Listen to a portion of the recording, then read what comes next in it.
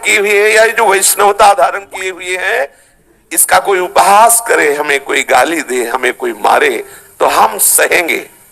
इसके लिए हम कंठी नहीं उतार देंगे, हम तिलक नहीं मिटाल देंगे। बोले ऐसा कोई उपाय बताओ तिलक न लगाना पड़े। कैसी बुद्धि मारी गई।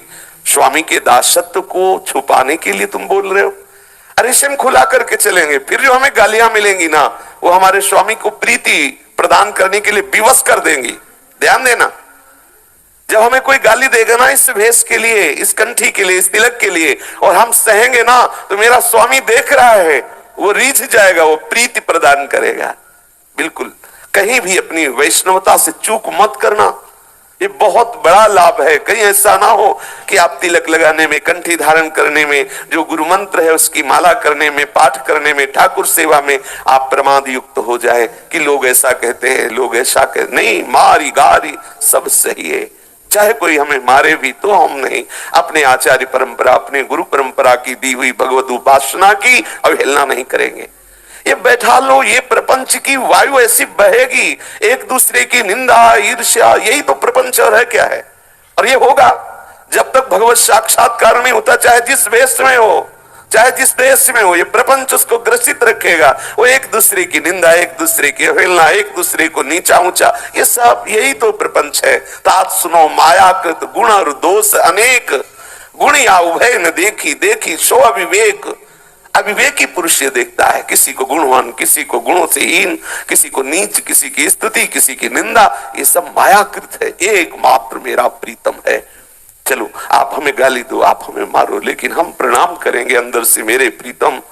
आप ये पर्दा डालकर ऐसा स्वांग करके आप लीला कर रहे हो, मेरे नाथ मेरे में सामर्थ्य नहीं है, आप मुझे ऐसी सामर्थ्य दो कि मैं देख पाऊं कि मेरे गोविंद तुम ही स्वरूप में आए हो। ये भक्त का स्वरूप है। हरिराम व्यास जी कहते इसकी लज्जा रखो, तुम वैष्णव हो, तुम भगवत चरणारविंद के आश्रित हो, तुम्हें कोई गाली दे मारे सह जाओ चुपचाप, तो इससे प्रभु प्रसन्न हो जाएंगे। ऐसा मत समझो कि आपका सहना व्यर्थ जाएगा, इससे मेरे मालिक प्रसन्न हो। मालिक की प्रसन्नता के लिए ही तो उपासना की जा रही है। बढ़िया अवसर आता है जब कोई निंदा करता है, लेकिन ये निंदा वो आग है, श्रवण इंद्रिय से जाते ही आपके हृदय को जलाएगी। यदि अहंकार है तो अहंकार में ये तो शीतलता प्रदान करेगी, पकड़ना अंदर से। जब आपकी निंदा हो और आपके जलन शुरू हो जाए तो समझना ये निंदा रूपी औषधि गई, अंदर रोग है, मद रूपी, गर्व रूपी, अहंकार रूपी, ये उसकी दवा करवा रहा है ठाकुर। कीन हो इस कबहो अभिमाना, सुख हो वंच कृपा निधाना, इसमें भी कृपा है। चुपचाप सह जाओ, वो जलन आपके अहम को गला देगी, अहम को नष्ट कर देगी, आपको ऐसी भूमिका में पहुंचा देगी जहां आपके ऊपर निंदा का प्रभाव कदापि नहीं पड़ेगा। तो मारी गारी सब ही की सही है, चाहे कोई मारे भी तो सह जाए। ऐसी प्रार्थना करे प्रभु से कि हमारे अंदर इतना धैर्य दीजिए, इतनी वैष्णवता दीजिए, चाहे कोई कितना मुझे हिलाने की चेष्टा करे, हम अपनी वैष्णवता से ना हिले। ब्याही किसी और पुरुष से है, प्रीति किसी और पुरुष से कर रही है, तो उसे जार स्त्री कहते हैं। ऐसे ही तुम प्रभु के शरणागत हो, तुम प्रभु के चरणारविंद के आश्रित वैष्णव जन हो, कभी किसी अन्य का आश्रय मत लेना, क्योंकि सब कलयुग के प्रभाव से ग्रसित है। हरिराम व्यास जी कह रहे, हितजू महाराज भी कह रहे, पाए जान जगत में सब जन कपटी कुटिल कलयुगी टंचू।